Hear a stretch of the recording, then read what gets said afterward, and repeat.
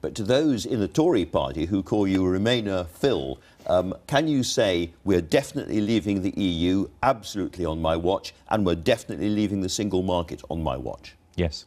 To both of those? Definitely. We're leaving the EU, and because we're leaving the EU, we will be leaving the single market. And by the way, we'll be leaving the customs union.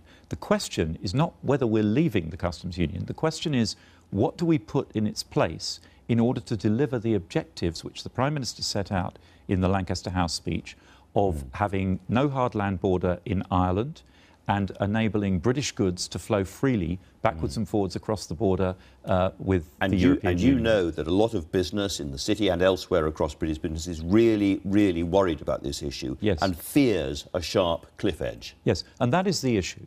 When I talk about a Brexit that supports British jobs, British investment, British business, I mean a Brexit that avoids those cliff edges, that ensures that we segue seamlessly from the customs union that we're in at the moment to a new arrangement in the future that will continue to allow British goods to flow, not just without tariffs, because actually tariffs are a relatively small part of the problem.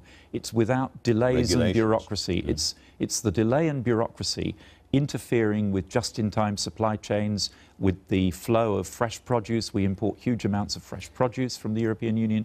We've got to make sure that our border continues to work seamlessly, and that's probably the #1 challenge for business.